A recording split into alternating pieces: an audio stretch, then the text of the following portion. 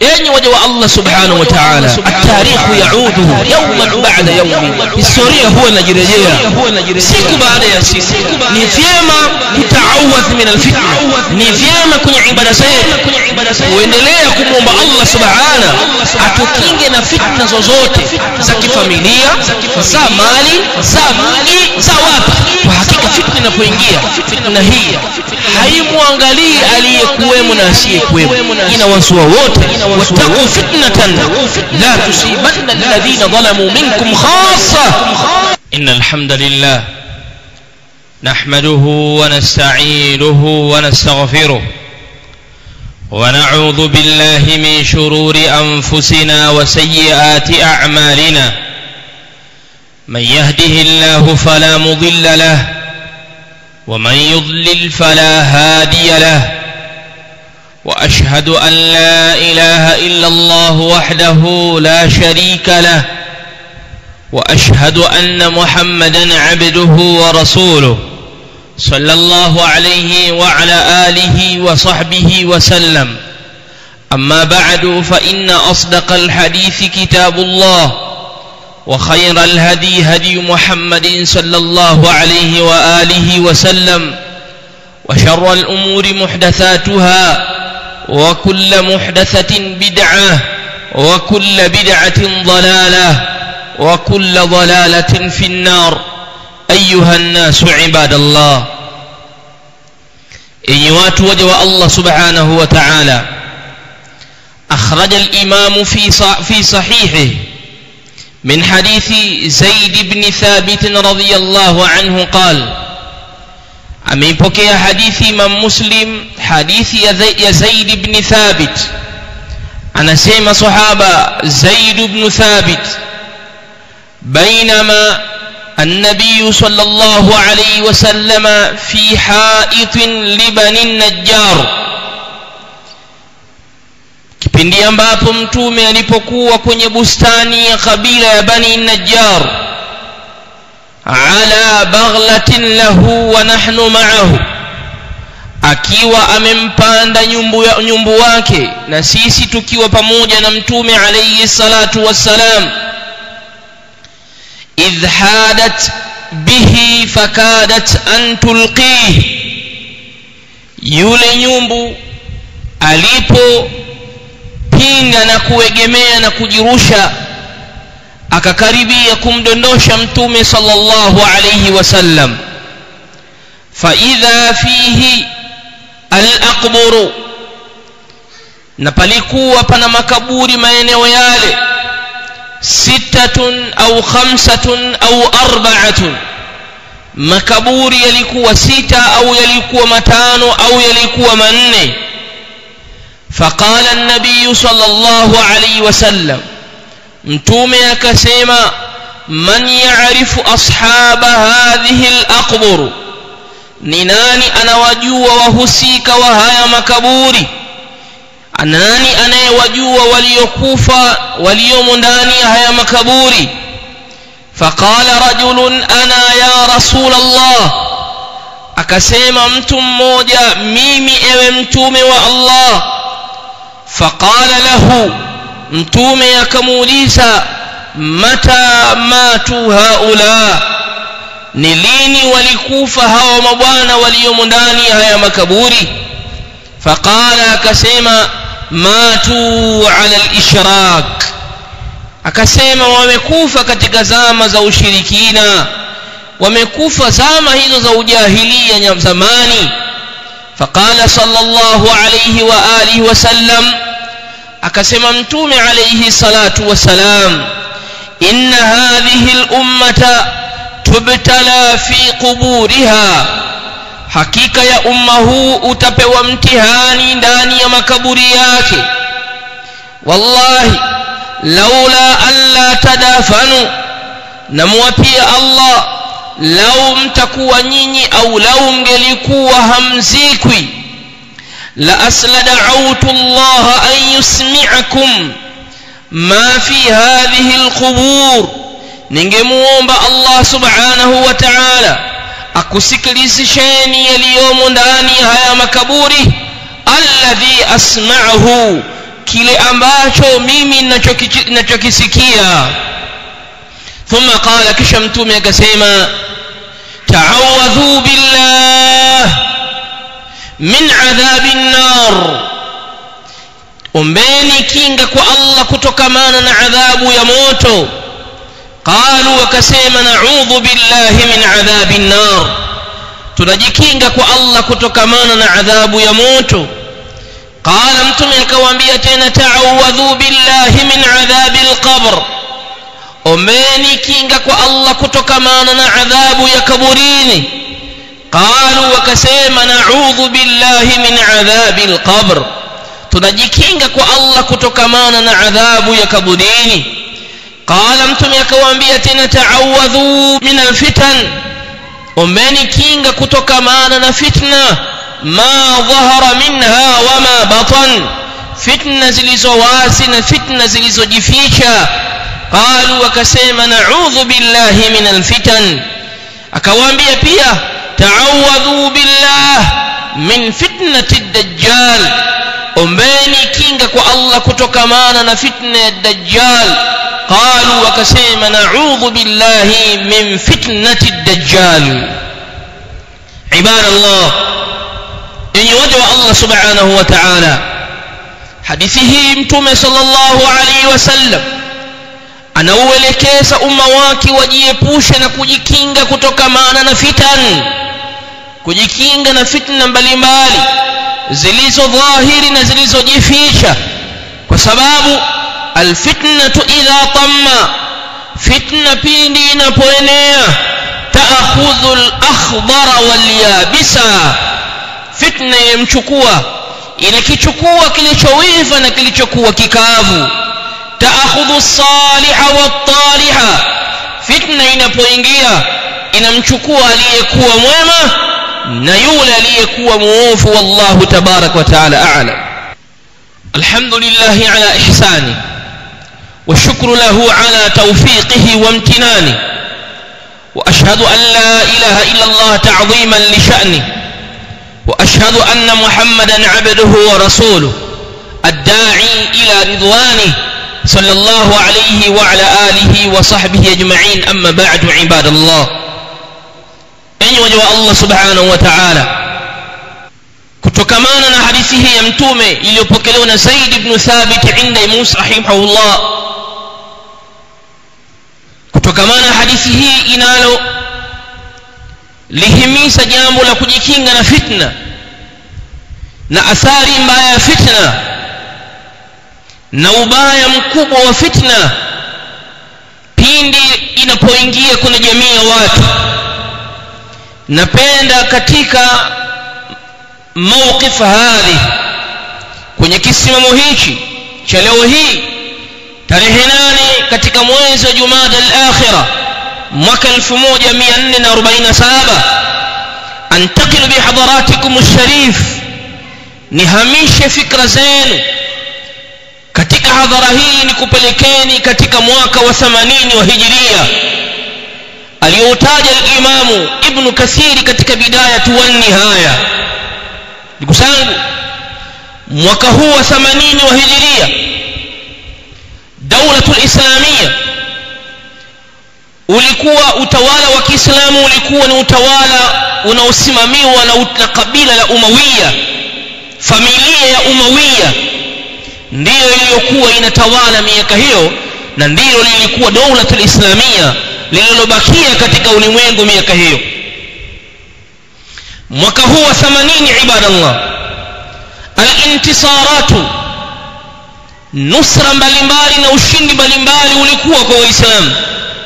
Fahadha, huyu Musa ibn Nusayr, mmoja katika makuwadi al-muslimin, katika majeshi, katika viongozi wakubwa wa jeshi, aitwaye Musa ibn Nusayr na mwingine Tariq ibn Ziyad, wao walitumwa kwenda kupambana na manasara, kupambana na makufar dhidi ya dini yao na uadui wao katika miji ya Andalusi na Hispania. Watu hao wawili katika viongozi wa dini walipambana asubuhi, mchana na jioni na usiku kwenye mvua na kwenye jua walipambana kuleta nusratul Islam, na manasara walikuwa wamejawa na hofu kubwa sana dhidi ya tisaa dawlatul islamia. Na hawa mabwana lengo lao walikuwa wanataka wafike paka Europe, na ukweli baadhi yao wamefika paka miji ya Kifaransa kwa lengo la kuufikisha Uislamu ibadallah. Lakini wakati huo mtu mmoja aitwaye Abu Muslim al-Bahili, Abu Muslim al-Bahili, Qutaybah ibn Muslim al-Bahili rahimahullah, yeye alikuwa katika hududu Sin, alikuwa katika bara la Asia, anapambana na dola za Asia zilizopo kipindi hicho kama vile dola la Kichina na miji ya Kichina na utawala wake na wafalme wa Kichina. Alikuwa akipambana nao juu ya kuingiza Uislamu katika miji hiyo.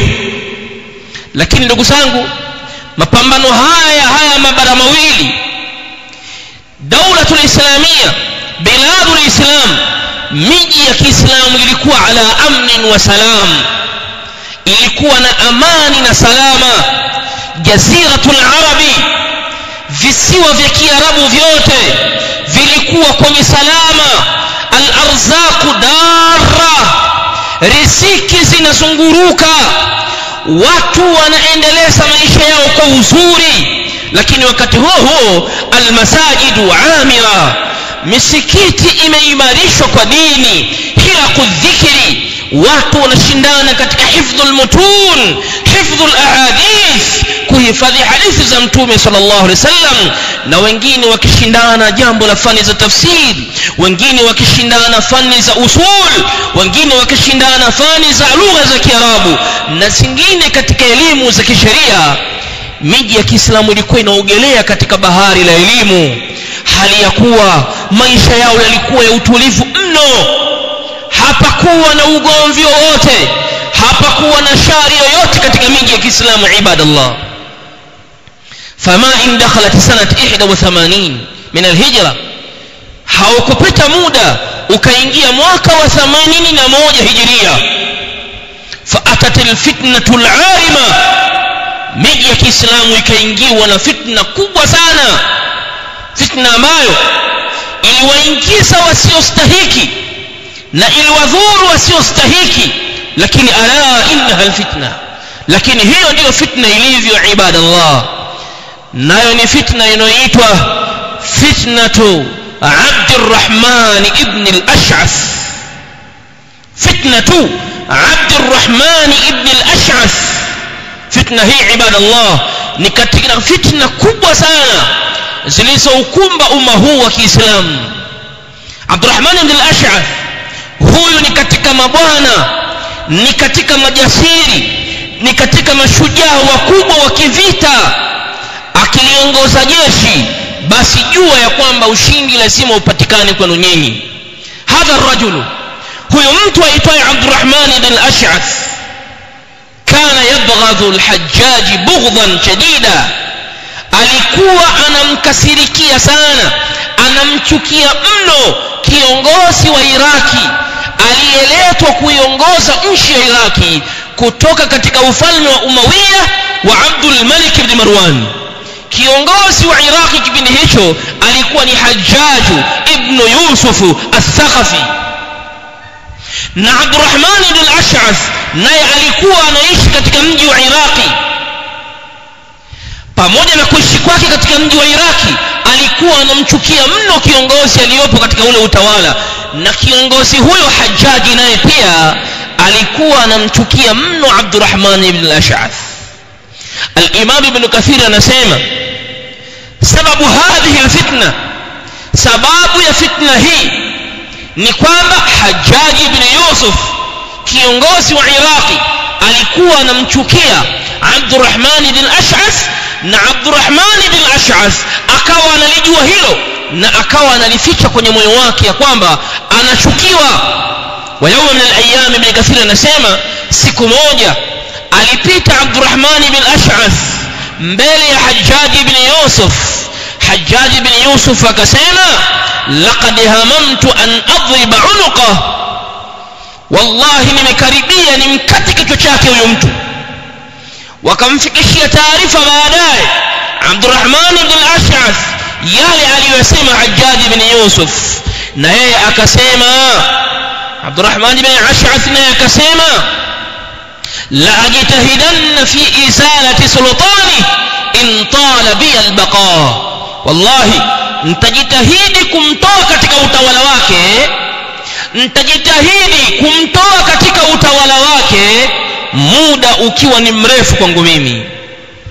Sikilizeni haya maneno ya Abdurrahman ibn al-Ash'ath, kiongozi katika viongozi wa majeshi, muumini tena raia kama raia wengine, ametoa ahadi ya kwamba atafanya analoliweza aweze kumtoa katika madaraka ikiwa muda atapewa na Allah subhanahu wa kuishi. Enyi waja wa Allah subhanahu, mwaka huu wa 81 mfalme wa Turki Itibiri, mfalme huyo wa Kituruki, fakana ya'tadi 'ala almuslimin wa yu'dhi almuslimin, ya'tadi 'ala hudud almuslimin, akaanza kufanyia uadui mipaka ya waislamu katika miji yao na akiwafanyia maudhi makubwa sana waislamu. Mfalme wa Uturuki aitwa Itibiri. Hajjaj ibn Yusuf alipolisikia hilo jambo, fajahaza jaishan kathifan aramrama, akaliandaa jeshi kubwa lenye nguvu, min ahli Basrati wa min ahli Kufa, watu wa Basra na watu wa Kufa akawakusanya. Wa amarahum Abdurrahman ibn al-Ash'ath. Jeshi lile lilivyokuwa kubwa, aliyekuwa kiongozi yeye Hajjaj akamchagua kiongozi awe yule anayemchukia yeye, naye ni Abdurrahman ibn al-Ash'ath. Akamwambia, imri lipeleke jeshi ukapambana na mfalme wa Turki min al-mushrikina haula wal malahida, washirikina wakubwa na malahida wa Kituruki kipindi hicho kabla Uislamu haujaingia. Nenda kapambana nao, wasiuzi wala wasifanyie ubaya mipaka ya Kiislamu, wala wasiwaudhi Waislamu. Abdurrahman ibn al-Ash'ath hakuweza kulipinga jambo la kiongozi wa Uislamu, alilipeleka jeshi katika utawala wa Kituruki na kupambana nao. Fadakhala muduna, akaanza kuingia miji mbalimbali ya Kituruki. Fakana yadribuhum darban wa yaqtuluhum qatla, akaanza kuwapiga kisawasawa mji baada ya mji. Akiupiga mji huu anauingizia Uislamu, anamweka mtawala, anaingia mji mwingine. Akitoka mji huu anaupiga, anauingia hivyo hivyo. Yule Malik Litibir fakana yaharubu madinatan ba'da madinatin, mfalme akawa anakimbia mji baada ya mji. Atoka mji huu, akisikia mji huu ameingia, anahamia mji unaofuata, akisikia hivyo anahamia tena mwingine. Hatta jaa an-nasr al-mubin, mpaka nasr ikaja, ushindi ukaja mkubwa sana. Taarifa ikaenea ya kwamba mfalme wa Uturuki anakimbia mashambulizi ya Waislamu dhidi ya nchi ya Uturuki. Ibadallah, fadakhala wakati shita, ukaingia muda wa baridi katika miji ile. Mnafahamu ya kwamba Waarabu wanaishi katika miji ya joto, baridi yao ni kali, lakini haiwezi kufikia baridi ya miji ile ya Uturuki. Abdurrahman ibn al-Ash'ath fatawaqafa faashara an-nas an yatawaqafa 'an al-qital, akawataka ushauri watu wasimame, wasiendelee kupigana kwa sababu baridi ni kali, tunaweza tukafa, hatujajiandaa kwa mapambano ya kibaridi, hatuna vifaa vya kujizuia na hii baridi. Hawa wenzetu wana uwezekano mkubwa vifaa hivyo wanavyo. Akaandika barua kumpelekea mfalme wa Iraqi Hajjaj ibn Yusuf kwamba tunaomba tusimame mapambano. Hajjaj ibn Yusuf akamwambia, imdi bima amaraka al-amir, endelea kwa kile ambacho kiongozi amekuamrisha, nenda wala usirudi nyuma. Ndugu zangu, tambueni nimesema Hajjaj ibn Yusuf anamchukia sana Abdurrahman ibn al-Ash'ath, na Abdurrahman ibn al-Ash'ath naye pia anamchukia Hajjaj, na Hajjaj ndiye kiongozi na huyu ni raia aliyepewa mamlaka ya kuongoza jeshi. kiongozi huyo Abdurrahman ibn al-Ash'ath akawaita watu wake, watu wote akawataka ushauri, na akawaambia maasimio ya mtawala ni kwamba sisi tuendelee na mapambano. Mnaionaje hii baridi? Je, tuendelee na mapambano au turudi? Fakana awwala man qama, mtu wa mwanzo aliyesimama kwenye kadamnasi ya watu Abuhu Walidu, mzazi wake akawa ni wa mwanzo kusimama. Akamwambia, ewe Abdurrahman ibn al-Ash'ath, sisi tutakuwa mithili ya ule msemo wa watu wa mwanzo na watu wa kale wanaosema, ihmil abdaka ala farasik, mbebe mtumwa wako kwenye farasi wako, in halaka halaka wa in naja falak, mbebe mtumwa wako kwenye farasi, akifa mmekufa wote, na akifaulu akabaki hai basi ni mafanikio kwako wewe. Tunachokisema sisi, haya aliyoyaamrisha Hajjaj ibn Yusuf sisi hatutakiwi kuyatenda, bali tumng'oe katika utawala, tumtoe katika utawala Hajjaj ibn Yusuf, tumuondosheni huyo, atatuletea matatizo kwenye jamii yetu. Tufanye tunalifanya, tumuondosheni kwenye utawala wake. Fasaha an-nasu, watu wakapiga kelele, ikhla'u Hajjaj ibn Yusuf, mvueni madaraka Hajjaj ibn Yusuf. Ndugu zangu, jeshi lilikuwa linaelekea Uturuki. Abdurrahman ibn al-Ash'ath akaligeuza lile jeshi, likaanza kutoka Uturuki, yarji'u ila biladi al-muslimin, linarudi kwenye miji ya Kiislamu. Sasa walipokuwa fi muntasafi tariq, walipokuwa njiani katikati, Abdurrahman ibn al-Ash'ath akawaambia, sisi tunakwenda kumtoa Hajjaj ibn Yusuf, tunakwenda kumtoa madaraka Hajjaj ibn Yusuf. Mnafahamu kwamba Hajjaj ibn Yusuf amepewa ugavana wa kuisimamia Iraqi kutoka katika utawala wa Umawiya, na utawala wa Umawiya unaongozwa na Abdul Malik ibn Marwani. Tukimtoa Hajjaj ibn Yusuf, maana yake tumeukataa utawala wa Umawiya. Sasa tutalifanyaje hilo jambo? Tunamtoa Hajjaj, lakini bado utawala wake utabakia ni utawala wa Umawiya. Watu wakapanda mzuka, wakapanda pressure, wakasema ikhla'u Abdul Malik ibn Marwan, tumuondoeni tena katika madaraka, kwamba Iraqi isitawaliwe kabisa na utawala wa Umawiya, na Abdul Malik ibn Marwan pia hatumtaki, naye tumtoe katika madaraka. Wakapiga makelele, wakalipitisha hilo asimio. Ibadallah, jeshi likaanza kuingia katika miji, watu wakaanza kujazana na kuingia. Walikuwa wenye farasi peke yao walifikia idadi ya watu 33,000 farisi, watu 33,000. Hawa ndio wapambanaji wa farasi. Halafu wanaotembea kwa mguu walikuwa 100,000 rajulin, wanaotembea kwa mguu walikuwa watu 100,000, wanakwenda Iraqi. Walipofika Iraqi, mji mkuu, Abdurrahman ibn al-Ash'ath akasimama kwenye mimbari, akawatangazia watu wa Iraqi ya kwamba sasa tunakwenda kumtoa madarakani Hajjaj ibn Yusuf al-Thaqafi, tuungeni mkono, hii ni juhudi yetu, tunahitaji kuondosha utawala wa kidhalimu. Walfasadu la yukhraju bilfasadi, na ubaya hauondoshwi kwa ubaya. Washarru la yukhraju bishar, na shari haiondoshwi kwa shari. Wadhulmu la yukhraju bidhulmi, na dhulma haiondoshwi kwa dhulma.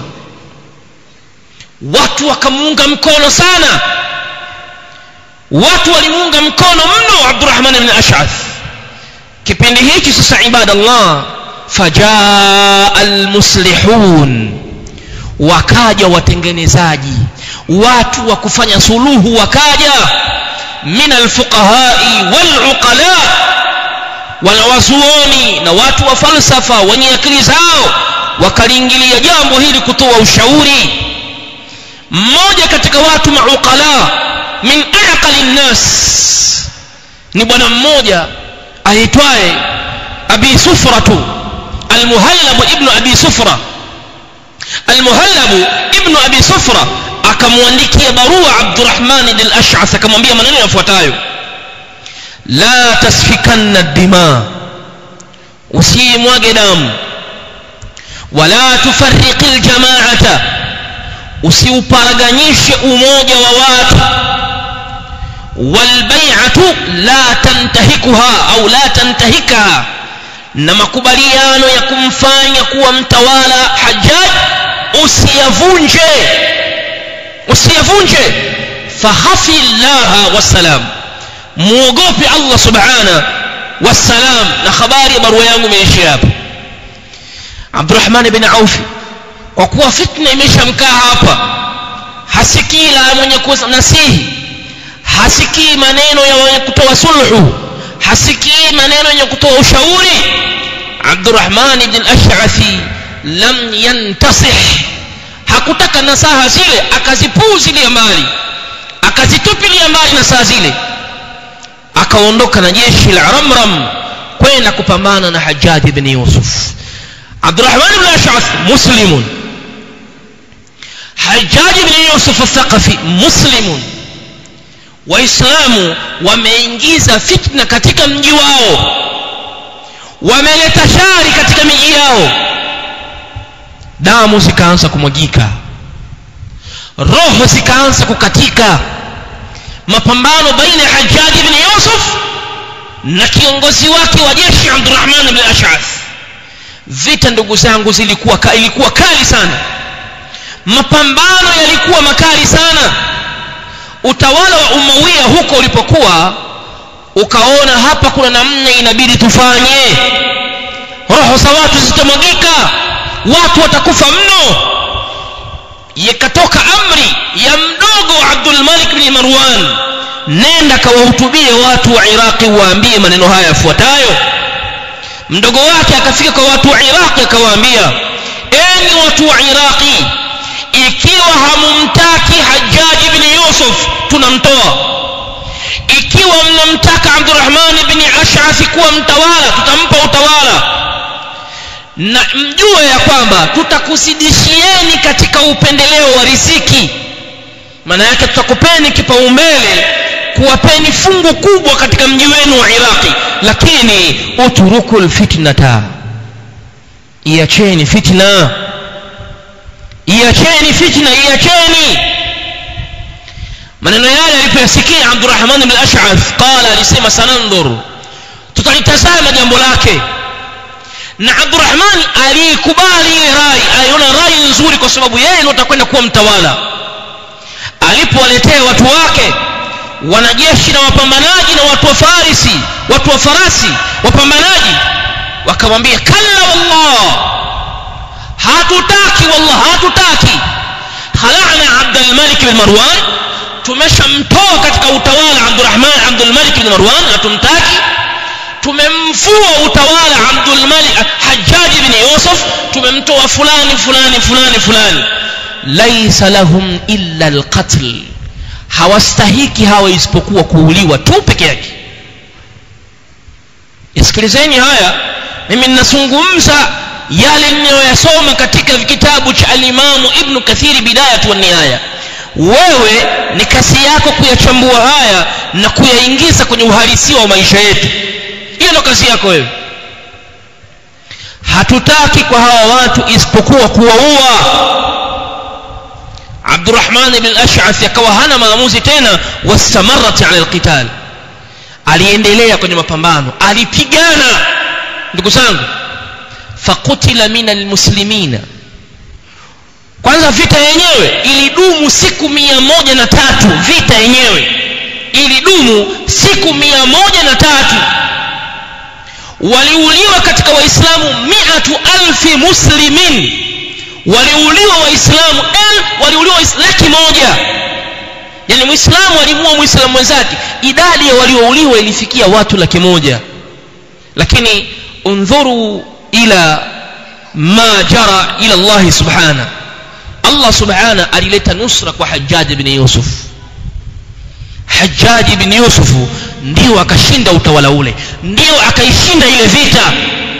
Kwa hiyo Abdurrahman ibn al-Ash'ath alipigwa. Abdurrahman ibn al-Ash'ath alichukua watu 30, alikimbia nao, alikwenda mpaka kwa mfalme yule wa Uturuki Ritbil, akimuomba, ewe mfalme mushrik, ewe mshirikina kafir, naomba himaya yako, naomba hifadhi yako, naomba unistiri katika miji ya Uturuki huku nikae. Iraq yapakaliki tena huko, jambo limeshakuwa baya. Mfalme yule kwa sababu anataka jambo fulani, ighafatan lilmuslimi, kwa lengo la kuwatia chuki waislamu, alimkubali na akamweka katika miji ya Uturuki. Abdurrahman ibn al-Ash'ath alikuwa katika miji ya Kiislamu akiwapiga manasara. Leo manasara hao aliowapiga amekwenda kuwaomba hifadhi, na wao ndio wamemhifadhi na kukaa huko. Ndugu zangu, mnakijua kilichofuata baada ya hapo? Hajjaj ibn Yusuf alianza kumchimbua na kumfuata kila aliyeshiriki mauaji yale. Alianza kumfuata mmoja mmoja, huku yupo pale. Faminhum man farra, kuna kundi la watu lilikimbia. Wa minhum man ikhtabaha, na kuna kundi lilijificha. Tena akikukamata Hajjaji anakuhoji mbele za watu, anakuambia kufuru, kuwa kafir. Ishhad ala al-kufri, shuhudia wewe ni kafir. Thumma yaqtuluka baina yadayk, kisha anakuua mbele za watu, pale pale ulipo wewe, watu wanakutazama na kuua hapo hapo. Hajjaji aliua watu takriban 100,000 na ushe. Anawaua mbele yao, anawaua nyumbani. Mke wako yupo, unaulizwa akatalta, uliingia vitani? Ndio niliingia. Uliingia? Unauliwa pale pale. Au usikuingia? alifanya. Akigundua tu madasasi wakimletea taarifa kwamba huyo alikuwemo, anakuwa wala haulizi. Waliuliwa mafukaha, wanawazuoni walioingia katika mtihani huu. Waliuliwa na wachuoni wakubwa kama vile Imam Ibn Shu'ba, al-Imam Sha'bi, Sulaiman ibn Ruhayl al-Sha'bi, al-Imam Sha'bi aliuliwa. Lakini al-Imam Sha'bi yeye aliingia kwa kuwa alikuwa anajua fitna ile haitoendelea. Aliingizwa katika kona si za Hajjaj ibn Yusuf. Al-Imam Sha'bi akamwambia, ukiniua itakuwa ni kwa sababu ya madhambi yangu mimi, na ukiniacha ni kwa huruma yako wewe Hajjaj. Hajjaj ibn Yusuf alimpa maneno ya sawa, akamwambia, umesema kweli Sha'bi, ninakuachia huru. Katika aliwaua, alimuua Sa'id ibn Jubairi. Sa'id ibn Jubairi katika matabi'i wakubwa aliua. Bali katika kilio kikubwa kilichoenea miji ya Sham na Iraqi ni yule mzee aliyekuwa na miaka 80 wa kabila la Bani Khasam. Mzee huyu fitna ilipoingia kana mu'tazilan, alijitenga kwenye jamii huko, alikama porini huko peke yake. Ilipotulizana fitna alirudi, wakaenda kumkamata. Hajjaji akamuuliza, akatalta, uliingia katika mapambano? Yule bwana akasema, kaifa, iweje mimi niingie kwenye mapambano? Wa kuntu mu'tazila, nilikuwa nimejitenga na watu. Hajjaji akamwambia, walakin kunta mutarabbisan lana, lakini ulikuwa unatuvizia, tukipata nafasi tu utatuua. Sasa fashhad ala nafsika bil kufr, shuhudia kama wewe ni kafiri. Qala, akasema, abadtu Allah 80 sana walam akfur, nimemwabudu Allah miaka 80 sija kufuru, nije nikufuru leo hii.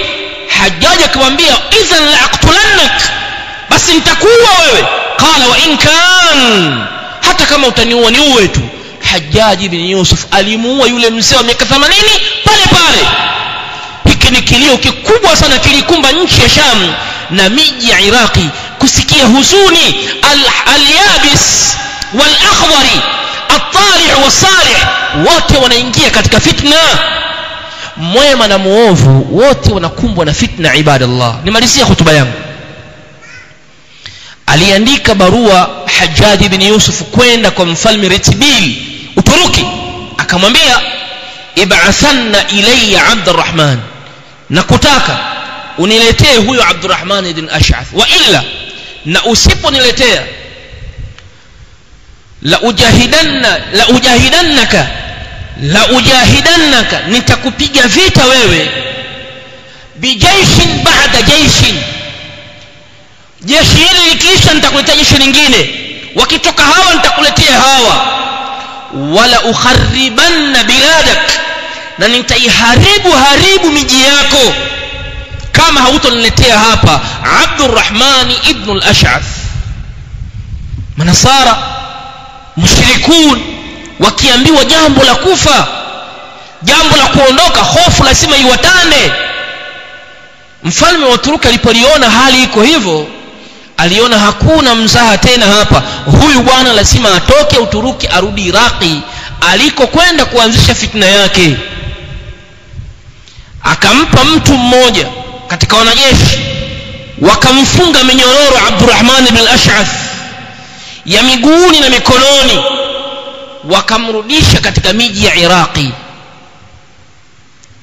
Abdurrahman ibn al-Ash'ath hadha batalu, shujaa mkubwa huyu, leo hii asbaha dhalilan mahina, amekuwa dhalili mnyonge kabisa. Mtu aliyekuwa na nguvu leo ameangukia mikono ya watu wenye mabavu, kawa yeye ni kama vile Pilitoni mdogo hivi, hana tena mamlaka tena, anaona dhaqat bihi dunia imembana. Wa hakadha fitna, siku zote fitna inapoingia mtu huwa haioni, lakini ikimkaba kwenye koromeo, ikimshikilia kisawasawa, anaiona dunia ni ndogo, anatamani ipanuke aweze kukimbia. Wallata hina mandami. Abdurrahman ibn al-Ash'ath njiani anaondoka na wale mabwana, walifika maeneo kuna jengo refu sana. Yule kiongozi, yule mwanajeshi yule aliyekuwa anampeleka akiwa na wenzake, akasema twendeni kwenye hili jengo tukapumzike huko juu. Wakapanda wakafika huko juu wakapumzika. Wamekaa, walivyokaa yawezekana aliwaona wamelala, yawezekana aliwaona wameghafilika. Abdurrahman ibn al-Ash'ath akalipanda lile ghorofa mpaka juu kule kwenye kilele kile, akasema siwezi kuuliwa kizembe, siwezi kwenda kufa kizembe nikauliwe mikononi mwa Hajjaj, adui wangu ninayemchukia. Fantahara nafsa, alijirusha kutoka kule mpaka chini, akajiua mwenyewe. Baada an kana mujahida, baada ya kuwa ni mpambanaji mwenye jihadi, shujaa anayepeleka jeshi kwenye mapambano, shujaa anaye uwezo wa kushikilia panga na kuwaua wengine, leo hii amekuwa ni dhalili, imefikia anajiua mwenyewe. Ibadallah, enyi waja wa Allah subhanahu wa ta'ala, at-tarikhu yauduhu yawman ba'da yawmin, historia huwa inajirejea siku baada ya siku. Ni vyema kutaawadh min alfitna, ni vyema kwenye ibada zetu kuendelea kumwomba Allah subhanahu atukinge na fitna zozote za kifamilia, za mali, za miji, za wapi. Kwa hakika fitna inapoingia, fitna hii haimwangalii aliyekuwemo na asiyekuwemo, inawazua wote. Wattaqu fitnatan la tusibanna alladhina dhalamu minkum khassa wa'lamu, fitna msidhanie inawagusa watu wabaya tu peke yao, fitna hiyo inawagusa mpaka wale wema. Mafuqaha, maimamu hawa, al-Imam al-Hasan al-Basri aliingia kwenye huu mtihani. Hajjaj ibn Yusuf alianza kumtafuta, lakini Hajjaj ibn Yusuf kwa kumtafuta kwake, lengo lake alikuwa amuue al-Imam al-Hasan al-Basri. alipomkuta jeshi lilipoingia nyumbani kwake, limemuona Hasan al-Basri ameingia nyumbani kwake, na wakaingia wakavunja nyumba, wakasachi, hawakumuona. Hajjaj ibn Yusuf alipofikisha taarifa kwamba watu wameingia nyumbani kwa Hasan al-Basri lakini hawajamuona, qala, akawaambia, a'makumullah, Allah amekutieni upofu na hamjamuona. Wenye ilmu watakimbia miji, wenye mali wataikimbia miji, wenye wazazi watawakimbia wazazi, wenye wapenzi watawaacha wapenzi. Wenye mali wale hawatoitamani mali yao wakati wa fitna. Wale wenye elimu, ile elimu walionayo haitowanufaisha wakati wa fitna. Baada ya fitna kuondoka na kabla yake inaweza ikawanufaisha wasiende au wajutie. Lakini katikati ya fitna yenyewe elimu inakuwa haipo, wote watu wanakuwa majuhala, mazingatio yanapungua, kuitumikisha akili kwa utulivu kunaisha, kwa sababu fitna imeshaingia. Ndio maana Mtume sallallahu alaihi wasallam akawa anawaambia masahaba, ta'awadhu billah, jikingeni kwa Allah, min alfitani ma dhahara minha wa ma batan, fitna za wazi na fitna zilizojificha. Inawezekana kwa namna moja ama nyingine, inawezekana fitna ukawa unaijua na inawezekana ukawa huijui. Inawezekana ukaijua kwa tafsiri fulani na inawezekana ukawa huijui kwa mrengo fulani uliotengenezwa. Lakini chochote ambacho kina madhara, chochote chenye kuangamiza, chochote chenye kuharibu, kiogope na ujiwe kinacho mbali, kwa sababu kina majuto mbele yake na kina mafikio mabaya mbele yake. Allahumma ruddana ila dinika maradan jamila, Allahumma ruddana ila dinika maradan jamila, Allahumma ruddana ila dinika maradan jamila, Allahumma anfa'na bima qulna wa zidna ilma, Allahumma anfa'na bima qulna wa zidna ilma, Allahumma amin fi awtanina, Allahumma amin fi awtanina, Allahumma ahmi biladak, Allahumma ahmi biladak, Allahumma ahmi biladak, Allahumma inna nas'aluka an-nusrata fi dinik, Allahumma ansur al-muslimina wal muslimat, اللهم انصر المسلمين في كل مكان، اللهم انصر المسلمين في كل مكان، اللهم اغفر لأمواتنا